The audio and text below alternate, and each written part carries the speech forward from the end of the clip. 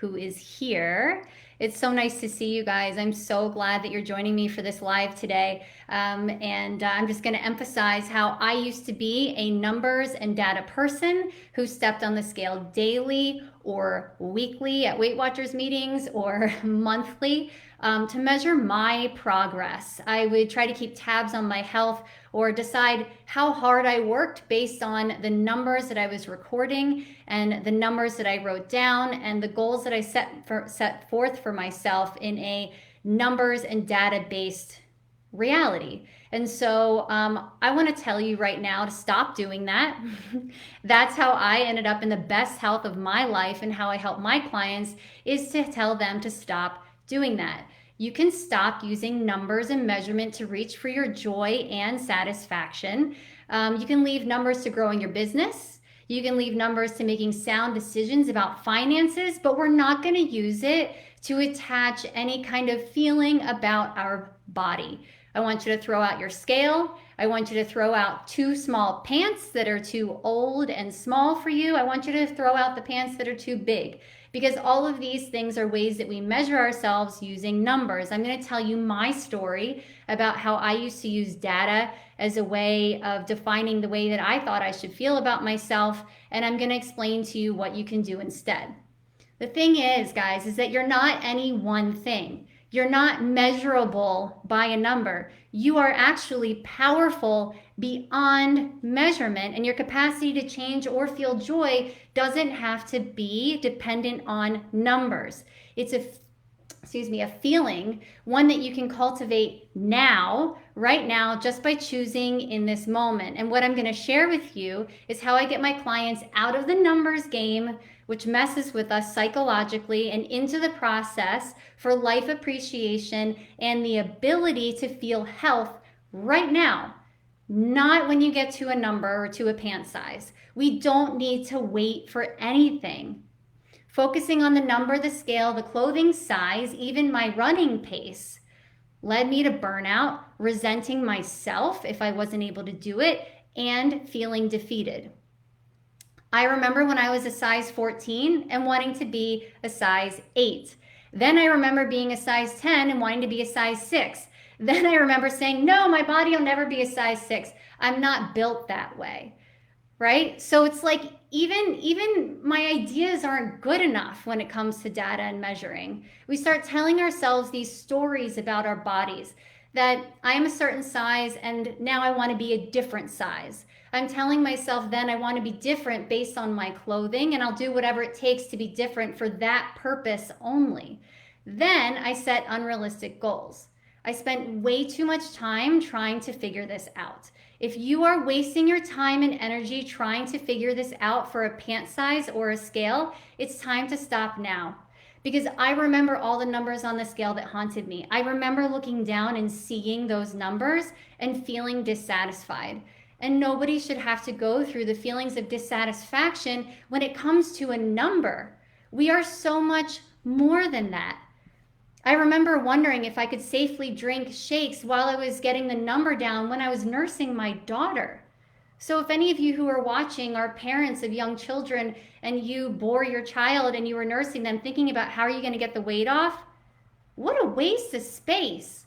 That is such a waste of mental energy. Can I drink this shake and safely nurse my kids so I can get the weight off?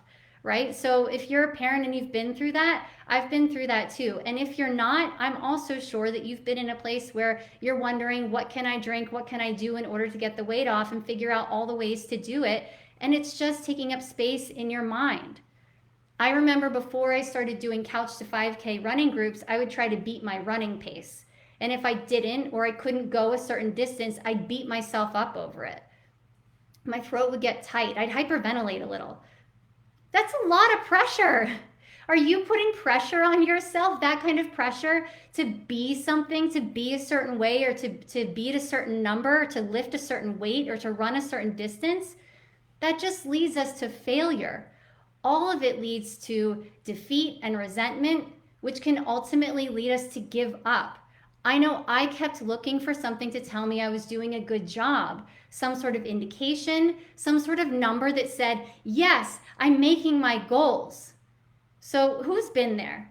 There's a lot of people watching right now. I see you guys. I see you, Heidi. I see you, Tony. I see you, everybody in my live, in my Facebook group. And I want to know if you've been there, if you've constantly looked for improvement using data in your life to drive your commitment to health. Maybe it's your weight. Maybe it's beating your running time. Maybe it's your clothing size. Maybe it's your Instagram followers, and you're like, oh man, 420, and it's been stuck there for a few days. That too. That's leading us to feel like failures, right? Your test scores. Yeah, Heidi puts hands up on her face like she's been there, right? Test scores. Maybe when you were in college or when you were in high school, you were like, I want to beat my test score.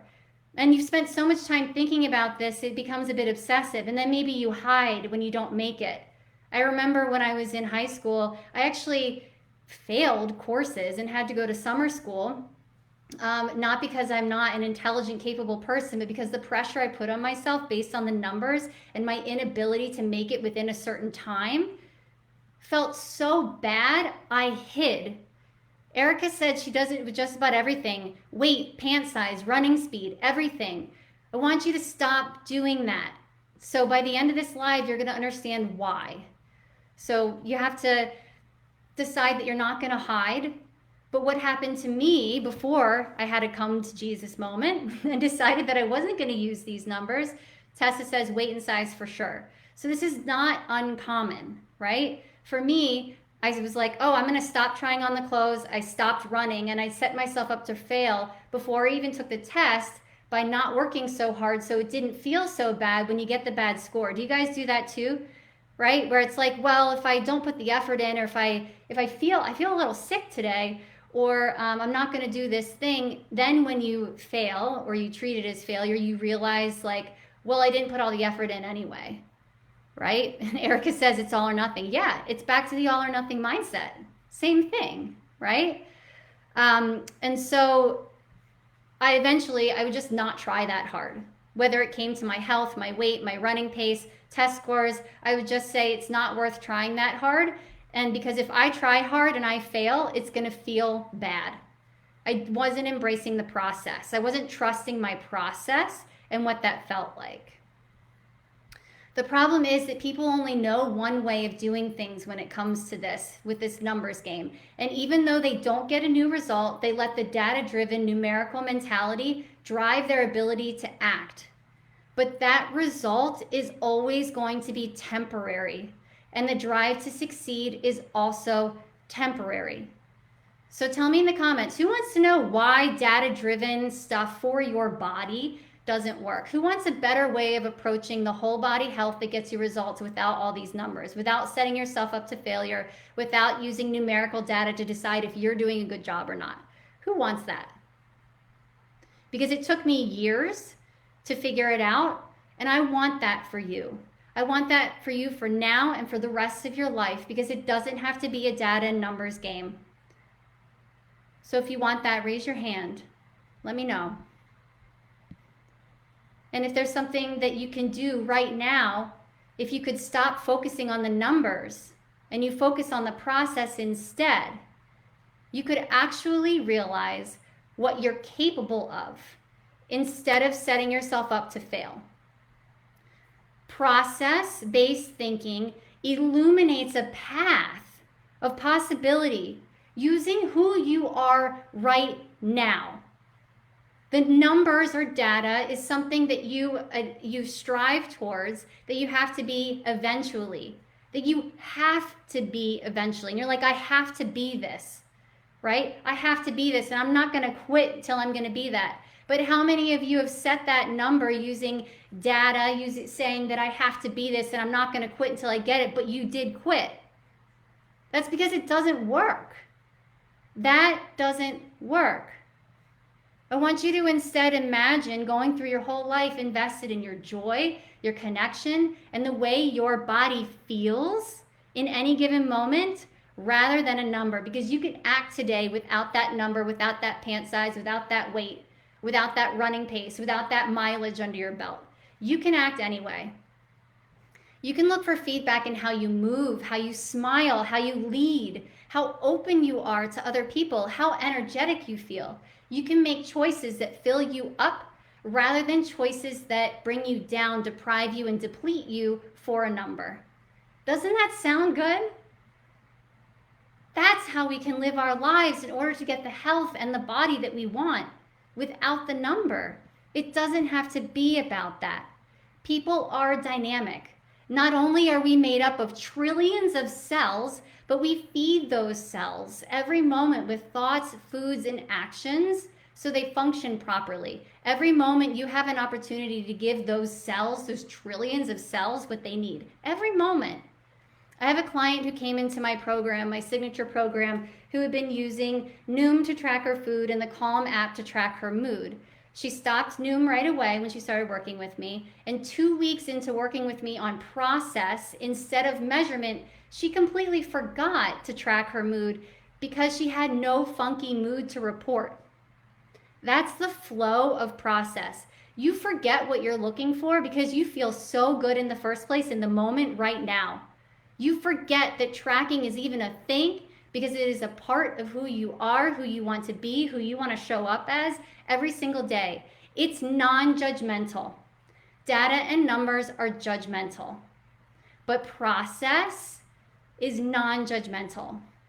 That's why also for those of you who are in the energetic way to couch to 5K, and if you're watching this on Instagram, the link is in the bio.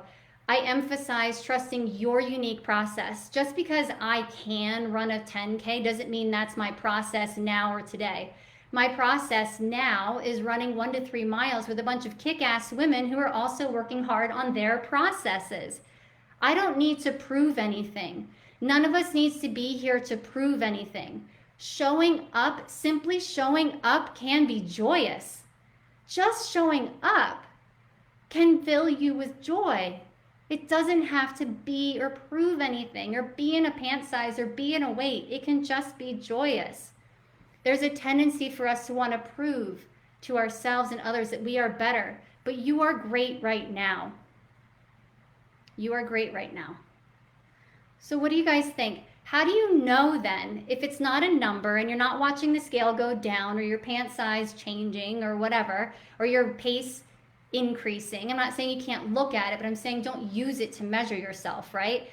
Then how do you know if you're on the right track in a process if you don't have a number to prove it? If you're watching right now, I want you to try to think about what's something else that you can focus on instead so you know you are on the right track to healing, to health, and to feeling good overall. And it's not numbers, it's not data, it's not a weight that you're striving for, and it's not a pant size. How else do you know? How do you know things are on track? Give me a couple suggestions. Some of you who are watching have been in my signature program, so you're more familiar with this. Some of you maybe are watching me for the first time, and maybe you're thinking about that. You're thinking about, what are other indications that I'm on the right track in my life? What does that feel like? Yep. Tessa says energy up, and then she says not. Energy going up, right? So knowing that you have the energy to be able to deal with your day, right? I wake up today and I feel good. Wow, I have enough energy to do the things that I want to do to be joyous in my day. What else?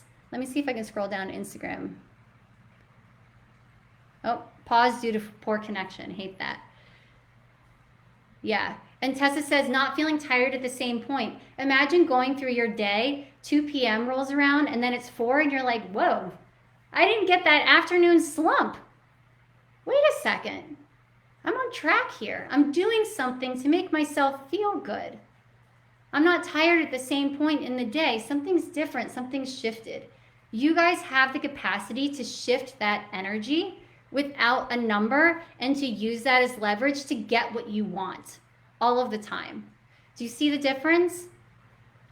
And I know that all anyone wants is a proven plan, and I have experience and I want to help you, which is why I'm going to share with you next week something that's going to help you experience process instead of data and measurement. It's a special training on journaling your process rather than writing down your numbers.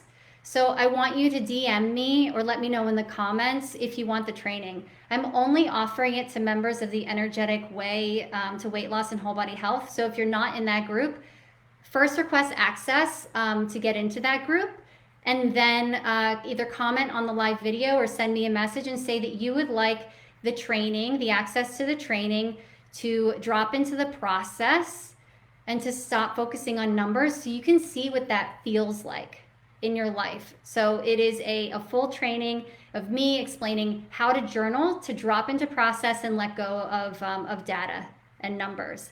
And it would be my pleasure to offer this to you for free. So if you want it, hop into the group. Let me know in the comments. If you're already in my signature program, you've already been walked through this process, but you're welcome to have this additional perspective that I'm offering to people with new eyes. Happy to give it to you guys too. So you can let me know and I'll have that available to you. So again, if you want that free training, let me know in the comments. Join my, my free Facebook group and I'll get it to you next week.